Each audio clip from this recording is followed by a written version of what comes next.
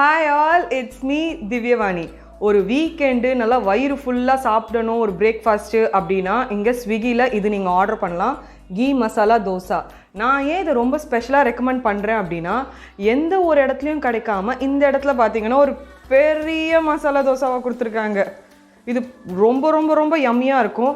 அதுவும் especially key masala dosa அப்படின்னா சொல்லவே வேண்டாம், அவ்வளோ சூப்பராக இருக்கும். காஸ்ட் வந்து உங்களால் கெஸ் பண்ணவே முடியாது. ஜஸ்ட் 105 rupeesக்கு இவ்வளோ பெரிய தோசை. அண்ட் இதுக்காக நமக்கு வந்து எக்ஸ்ட்ராவாக வந்து ஒரு பெரிய சாம்பார் கொடுத்துருக்காங்க. அண்ட் 2 varieties ஆஃப் சட்னியும் கொடுத்துருக்காங்க. அண்ட் இதுக்கு உள்ளே வந்து மசாலாவும் ஸ்டஃப் பண்ணியிருக்காங்க. நான் வந்து குருமாவும் ஆர்டர் பண்ணியிருக்கேன். இதோட சாப்பிட்றது கிடையாது. இது வந்து நைட்டு சப்பாத்திக்கோ இல்லை தோசாக்கோ நான் சாப்பிடுவேன். ஏன்னா எங்கள் வீட்டில் எல்லோரும் ஊருக்கு போயிருக்காங்க. ஸோ நானே சமைச்சு சாப்பிட முடியாதுன்றதுனால இந்த மாதிரி நான் ஹோட்டல் ஆர்டர் பண்ணியிருக்கேன். அண்ட் இந்த தோசா பார்த்தீங்கன்னா சீரியஸ்லி ரொம்ப ரொம்ப ரொம்ப ஒர்த்து. 105 rupeesக்கு இவ்வளோ பெரிய தோசை. அதுவும் உள்ளே பார்த்தீங்க அப்படின்னா மசாலாவும் ஸ்டஃப் பண்ணியிருப்பாங்க.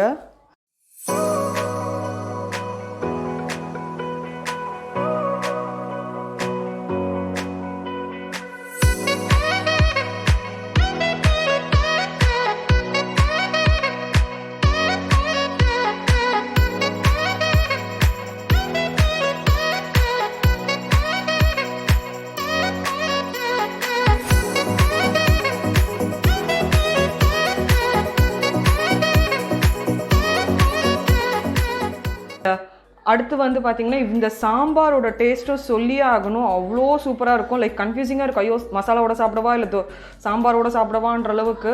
அண்ட் இந்த கார சட்னியும் ரொம்பவே நல்லாயிருக்கும். அண்ட் இந்த குருமாவும் பார்த்தீங்கன்னா ஜஸ்ட் 50 rupees தான். எனக்கு தெரிஞ்சு இது ஒரு ஃபேமிலி வந்து ஒரு வேலைக்கு சாப்பிட்ற அளவுக்கு குவான்டிட்டி கொடுத்துருக்காங்க.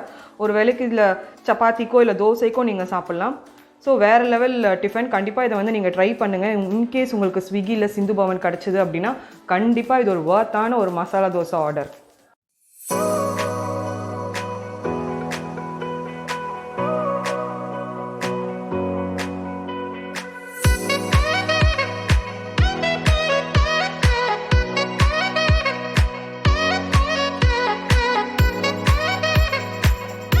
வேறு ஒரு நாள் கூட இதே சிந்து பவனில் ஏதாச்சும் பிரேக்ஃபாஸ்ட் ட்ரை பண்ணலாம் அப்படின்றப்ப தான் இந்த மினி டிஃபன் ஆர்டர் பண்ணியிருந்தேன்.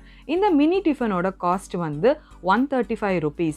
இது என்ன தான் பார்க்க மினி டிஃபன்னு சொன்னாலும் இதில் கொடுத்துருக்குற குவான்டிட்டி எல்லாம் கம்மியாக இருந்தாலும் சாப்பிடும்போது உண்மையிலே சொல்கிற வயிறு ரொம்ப ஃபில்லாக இருந்தது. அண்ட் இது கூட சாம்பாரும் கொடுத்துருந்தாங்க. அதுவுமே சொல்ல வேணாம், நான் ஆல்ரெடி சொன்ன மாதிரி இங்கே சாம்பார்லாம் ரொம்பவே யம்மியாக இருக்கும்.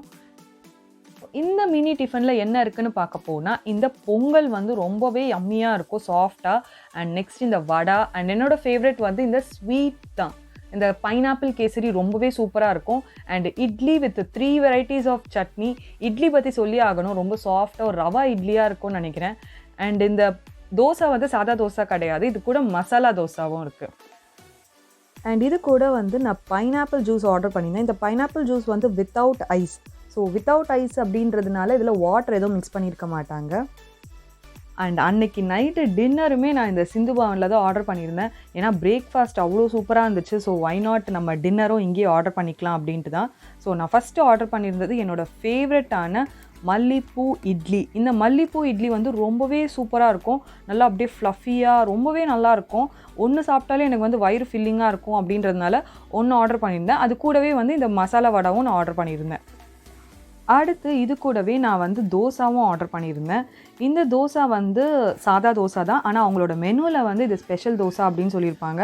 இது வந்து உங்களுக்கு பார்க்க இதில் குட்டியாக இருக்கலாம், சேம் மசாலா தோசை மாதிரியே இதுவும் ரொம்ப ரொம்ப பெரிய தோசை தான். அண்ட் இது கூட ஆஸ் யூஷுவல் ஒரு 2 varieties ஆஃப் சட்னி கொடுத்துருந்தாங்க. அண்ட் அது போக கூட சாம்பாரும் கொடுத்துருந்தாங்க. ட்ரெடிஷ்னலாக நான் வந்து வடக்கறியும் ஆர்டர் பண்ணியிருந்தேன். இந்த வடக்கறி வந்து எனக்கு கிடையாது, எங்கள் வீட்டில் அன்றைக்கி எல்லாருமே வெளியே போயிருந்தாங்க. நைட்டு வரத்துக்கு லேட் ஆகிடும், வந்து டின்னர் சமைக்க முடியாது அப்படின்றதுக்காக என்னை வந்து சைட் டிஷ் ஏதாவது ஆர்டர் பண்ண சொன்னாங்க. ஸோ இந்த வடக்கறிக்கு வந்து அவங்க வீட்டுக்கு வந்து இட்லி வச்சுப்பாங்க, அதுக்காக தான் இந்த வடக்கறி இட்லியும் ரொம்ப நல்ல காம்பினேஷன். நான் எல்லாமே வெளியே ஆர்டர் பண்ணியிருந்தேன். இது எல்லாமே வந்து சூப்பராக இருந்துச்சு.